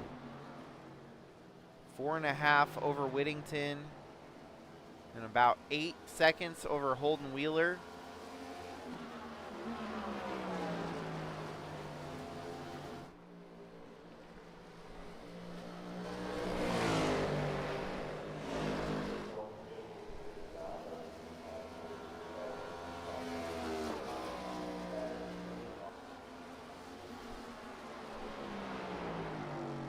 Alrighty, get ready to buckle down, folks. A couple more drivers committing to pit road. Holden Wheeler pitting here with 16 to go. Sharn Hill right there on the picture. He's going to have the advantage once they pit, if they pit, that is. Jesse Whittington has fallen way back, saving fuel like a madman. But it's Sharn Hill now looking to get his lap back. The 43 of Garrett Walden.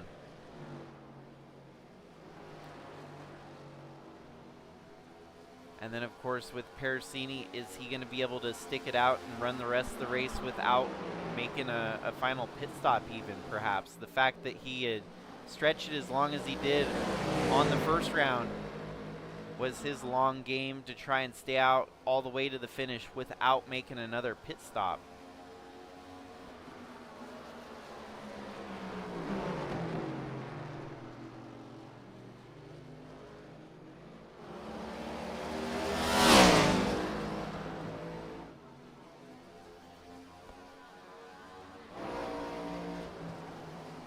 And here we go. Sharn Hill wants that lap back. As soon as he gets the lap back, he's just going to have to keep his fingers crossed that everything else plays out the way he's hoping it will. Very solid chance. A very fuel mileage-esque race we have on tap here. The drivers are swapping it up and changing on every given lap. Strategies are panning out here, making for an interesting finish to the race here tonight. 13 laps to go.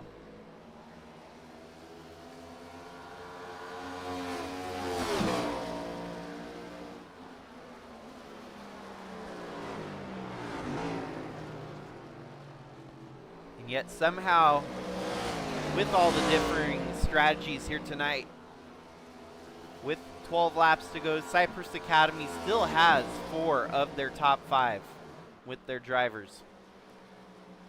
We'll have to see if that holds true to the finish here. Jesse Whittington evidently did not have confidence that he can make to the finish, so he relinquished the lead, giving Garrett Walden the top spot, and has since pedaled backwards trying to save fuel. Garrett Walden, on the other hand, is he burning through the fuel? Will he be able to finish the race, or is he going to go sputtering around the track at some point here tonight?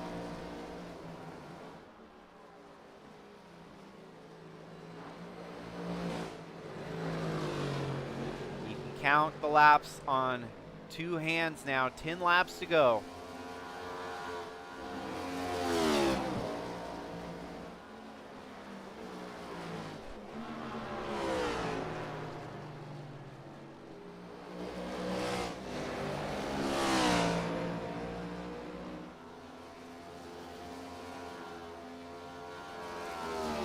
And even if it doesn't pan out for Sharn Hill, you got to give him credit for trying something outside the box. He was sitting second and wasn't going to be content with just finishing second here tonight, so he had to, you know, play Uno reverse card to try and steal the show. 9 laps to go, though. Could still come around to him here, but not for certain.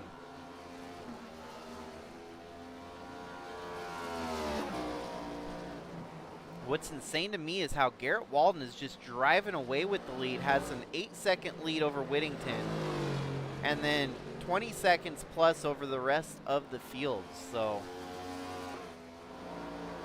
guarantee you, he is not saving for anything right now. He's wide open and letting that thing eat.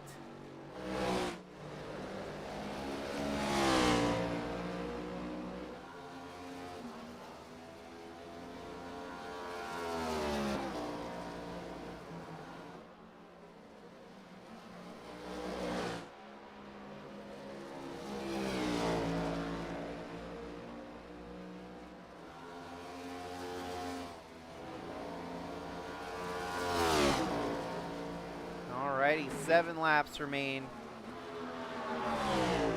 The advantage, 10 seconds over Whittington, 20 seconds over Stevens. 1, 2, 3, 4 Cypress Academy as they stand. Man, with 7 laps to go and Garrett Walden not showing any signs of slowing down, I am impressed.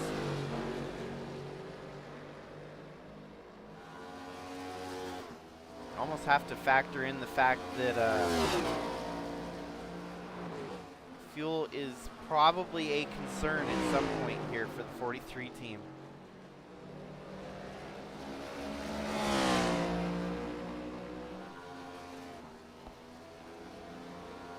Heck, even if we get a green-white checkers or overtime, that could really throw the wrench in the plan as well, forcing everyone else to pit again in the final closing laps. But 5 laps to go. If we're going to get any late race cautions, there's only 5 laps to do so.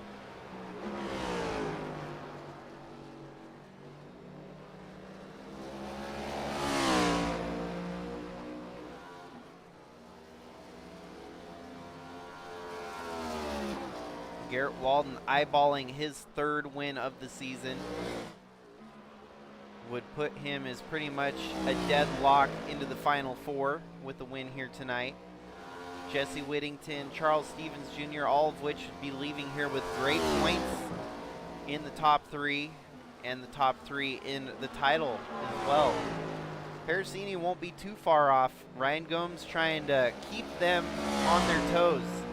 Gomes is going to get some points that they won't be able to get if he manages to keep that 4th position over Matt Parasini. But that might be in jeopardy with 4 laps to go. You see the 24 here lurking like a shark in the background.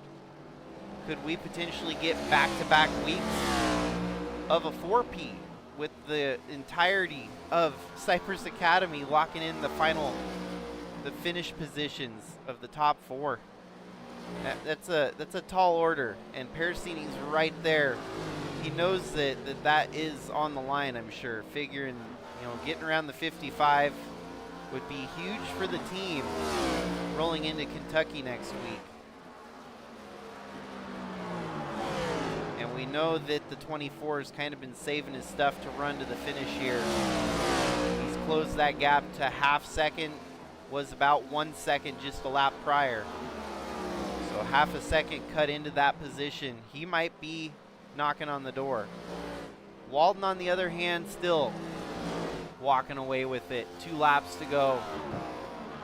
Jesse Whittington in 2nd. Charles Stevens Jr. in 3rd. As everyone else comes across the line for their final 2 laps here tonight. Garrett Walden's going to come across the line. White flag in the air. 1 more lap to go. Let us keep our eyes on this battle as this will last a little bit longer past the checkered. 24's right there. Dive bomb. They're going to see the white flag this time by 1 more lap for them to go. As your leader's going to keep it rolling. It's going to be Garrett Walden here tonight, stealing the show. And Parasini's right there. Garrett Walden comes across the start-finish line, securing the win here tonight, win number 3 on the season. Gomes holding on for dear life as the 24 Parasini hunting him down. The fireworks, the electricity, everything going off at the end of the race here, not phasing these drivers. The 55 is going to be able to hold, serve at the line. Photo finish for 4th place, but it's going to go to Ryan Gomes by 1/1000th of a second. And who knows, that could be a big difference between, 1 point here or there for the title. Matt Parasini might be looking back at that one. You never know. But rolling out tonight, they should be pretty much still 4 for 4 in the top 4. 1, 2, 3, Cypress Academy with a 5th. Ryan Gomes spoiled the show there. Too good to be perfect for back-to-back weeks, but almost. It was an almost back-to-back sweep of the top 4.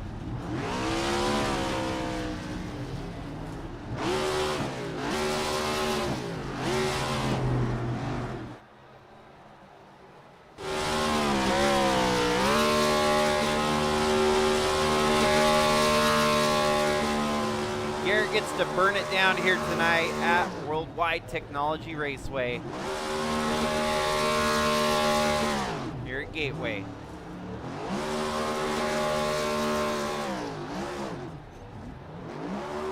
Gets to keep rolling advantage, the momentum on his side into Kentucky.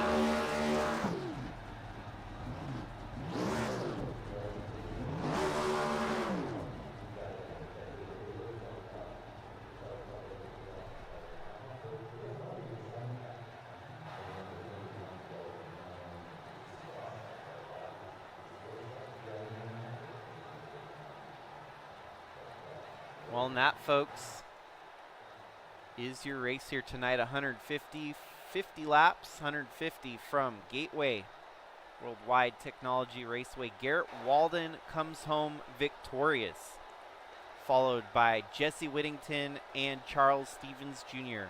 Podium sweep of Cypress Academy.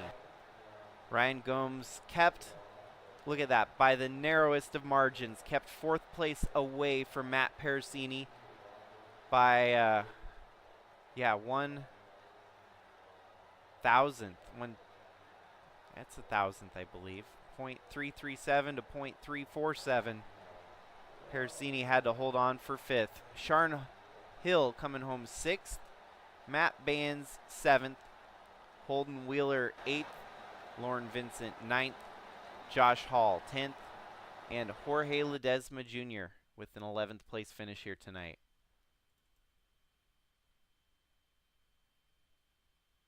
And so with our podium interviews here tonight, we'll go ahead and start with our third place driver on the evening. None other than Charles Stevens Jr.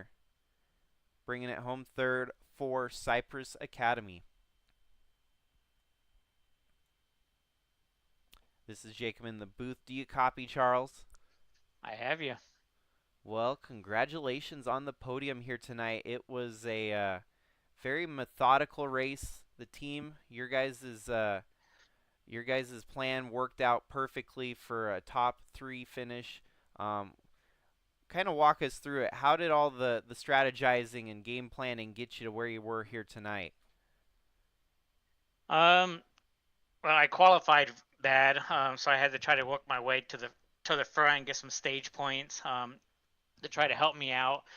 And then after the stage, I knew we had to go as long as we could. A lot of the guys, like Sean, Matt, pitted early, so I knew they didn't have enough gas at the end. So we basically just stretched it out. Was clutching in and all that good stuff to try to save that little bit of gas. And I only had a half a lap to the good at the end there, so I couldn't chase down Jesse or anything like that because I was basically in clutching and fuel saving mode. But Cypress Academy would definitely take the 1-2-3 again. I was hoping Matt was going to get around Ryan to where we could take the top 4 again, but that wasn't in our hands tonight. Oh, and if it was a photo finish there at the end, that was pretty wild. Matt was giving it all he had there at the end and just came up short by the narrowest of margins. But yeah, rolling into Kentucky next week, is that a track that you enjoy? Is it going to be one that you're worried about? I'm not worried about it. I was worried about this track tonight. I didn't expect the top 3 out of it, so I already got the worst track out of the way, so now it's time to have fun at Kentucky. Nice, yeah, definitely a great time when you're your worst track and you can convert to a podium finish. Any friends, family, sponsors you want to thank here tonight? Like always, I want to thank my wife and son for allowing me to get away from them and race, and want to thank my teammates. Like I said, we definitely put the work in between Jesse, Garrett, Matt. Sucks Vince has been his crazy work schedule, but I want to thank all them guys, and then especially you, Jacob, for putting this race on and this broadcast on. I'm definitely going to go back and watch it. Heck yeah, man. Enjoy the podium and get rested up and ready for Kentucky next week. We'll see you on the next one. Sounds good, Jacob.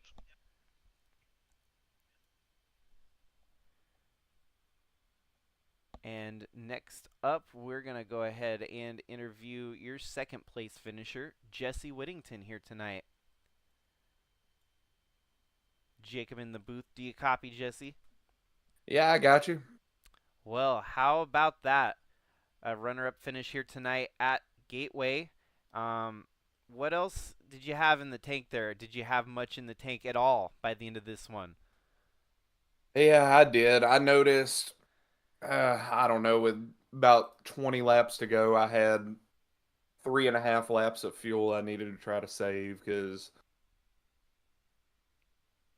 if it wouldn't have been possible to try to make up that much ground in pit like some of these other guys were doing. Because I mean, everybody that pitted, the only person that pitted twice that finished on the lead lap the second stage was Sharn. So I mean, technically Matt Parasini did, but he was kind of in a league of his own, to be honest with you. And but I'm really disappointed because I felt like I was in such a good position. I was just biding my time, saving my tires, and then next thing I know, I look at my fuel and I'm like, oh God.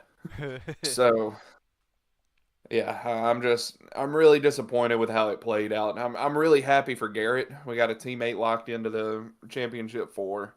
I'm really happy for Charlie. Another 1, 2, 3 this week.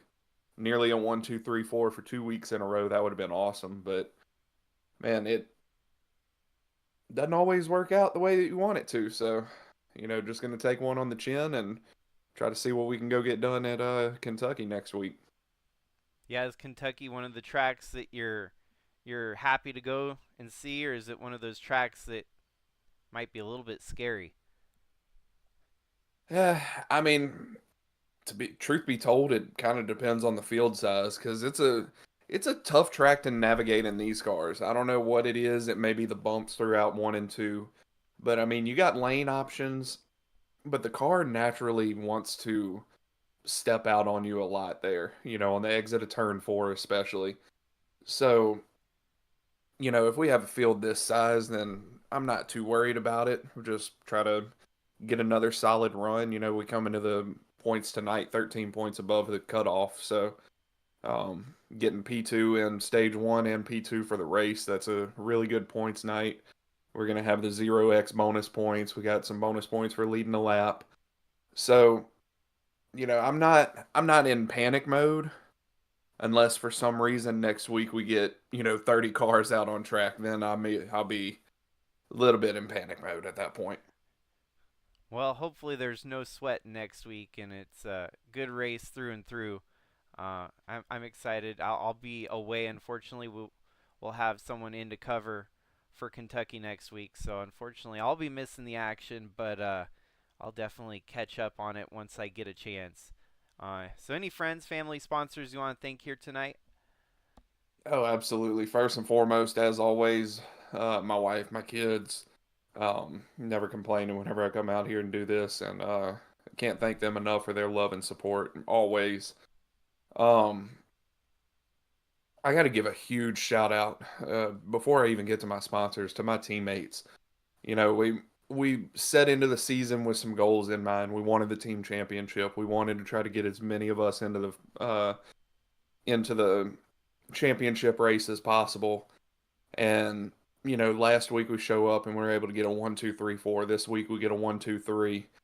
And whenever it comes down to crunch time, these guys are putting in the work and they're giving it everything they got. And I can't thank them enough for their support and their total buy-in to this team this season. And we're racing as a team, and I haven't had this much fun in a long time. On the hood tonight, we got L3D Designs, Luke Haley Music, always on my cars. Um, Big Fish Barbecue, I always have him on the bumper. Um, Moza Racing, I'm loving my new wheel this season. Uh, and Shady Rays, go check out their sunglasses. They're really nice.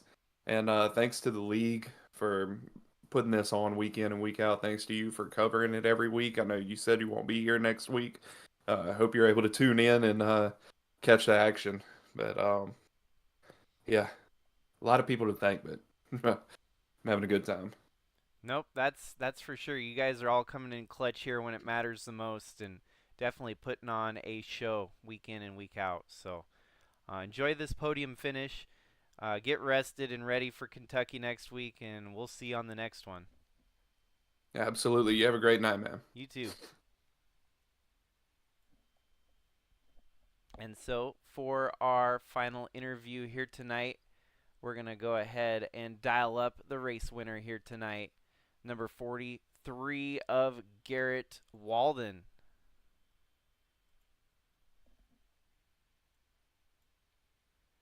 Jacob in the booth, do you copy, Garrett? Yes, sir. I got a copy. Well, how about tonight, man? It was kind of a gas mileage race. We saw a lot of that last week, too. But it kind of panned out again here tonight at Gateway. Kind of walk us through it. What exactly was the game plan from start to finish, and did any of those game plans change on the fly?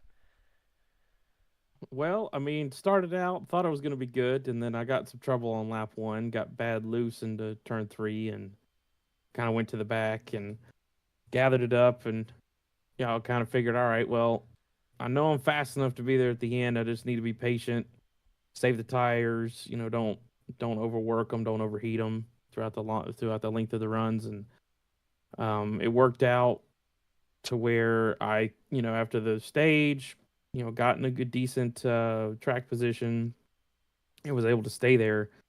And as a few people made mistakes, I was able to kind of capitalize and make fewer mistakes. And, Jesse was a little bit short on fuel, and Matt kind of made a mistake, so I was able to capitalize and take both of them. So it was just being patient and just kind of running my race without mistakes. Yeah, and I kind of forgot about that at the beginning, but definitely your lap 1 moment was kind of a sketchy one to start the race, but you recovered pretty well there throughout the night. And, some of the racing kind of stretched out there, and everyone kind of got an advantage. There wasn't a whole lot of side-by-side racing tonight, but strategy was king of the game here. What about with Kentucky next week? How do you feel for Kentucky?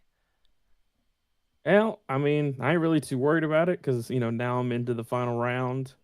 But, I'll be helping. I'm sure my teammates kind of point out some stuff for them. Like, I'm pretty good at 1.5 miles. And, next week's just kind of on not really a relaxing week because I don't want to take it too easy. But, one where I don't really have to worry about it too much. So, I'm pretty confident in it. But, every 1.5 miles can be a great equalizer. So it's just a matter of, we'll see what everyone does. Right, yeah, you definitely want to carry that momentum. You don't want to let up on the throttle too much, but at the same time, you can kind of, just chillax a little bit. With that, and you got Homestead to close out the season. Man, another 1, 2, 3 for the team here tonight. You guys have been coming in clutch here. Teamwork and cooperation seems to have really made a huge difference here in the playoffs. So, is there any friends, family, sponsors you want to thank on the evening here?